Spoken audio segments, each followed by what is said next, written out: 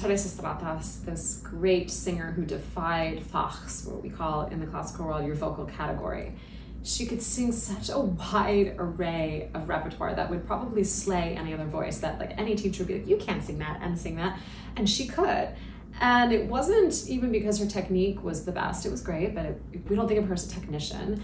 It was really because she was an actress and she was an artist. But she was so committed to this idea, which really should be at the heart of every performing artist, that if you psychologically, artistically, spiritually really align with the character whom you're expressing or playing, how can you not sound like them? How do you not sound like Cherubino, the young boy in Nozze di Figaro?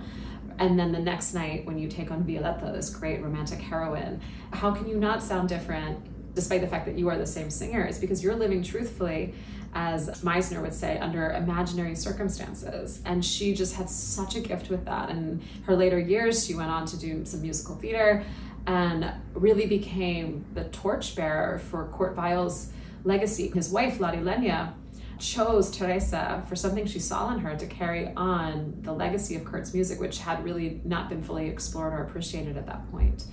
And Teresa is in her own way a very spiritual being. She, struggled with the importance of a major operatic career in a world where there was so much suffering. And it's something that I can very much relate to, not because I've had the career of Teresa Stratas, but because growing up and being in all these conservatories and this and that, and thinking about what it meant to quote Audra McDonald, sing about fruit in Italian. What was the really purpose of that in the face of a world that has a lot of strife?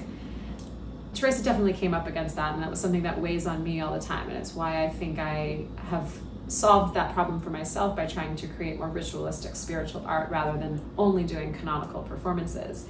And so sometimes she'd be like in rehearsals for a major new production with, Zeffirelli, who's this major director at the Metropolitan Opera, and like she would go backpacking in India on a whim and go help Mother Teresa serve food to the orphans. And she felt more of use there, was where she thought she was being drawn.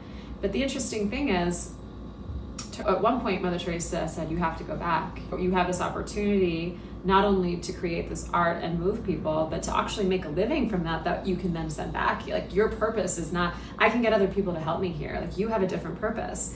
And what's so interesting about that is that in her own state of enlivened consciousness, she could see that it wasn't most relevant for Teresa to be there. It was most relevant for her to be living her dharma, as we would say in the Vedic tradition, by singing. And so there actually was still a purpose to her singing another Mimi or another Violetta.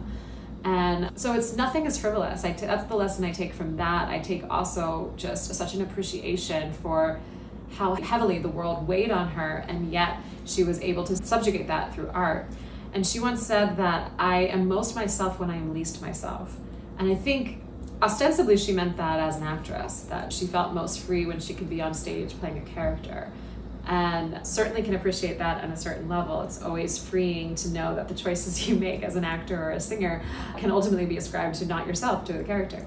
And so you can explore and play without sort of the kind of social ramifications, versus a recital or a concert where it is you emoting and performing, and it's a little more vulnerable in that way. But I think there's also an echo of a deeper knowledge, which is that art is self-transcendence. It doesn't have to be singing, it can be sculpting, it can be writing. It is this applied discipline, it's a technical thing that we kind of pour ourselves into the constraints of it, but it actually ultimately elicits from us a far deeper, more beautiful expression of capital S self than we would have if we just stayed being the same old status quo individual.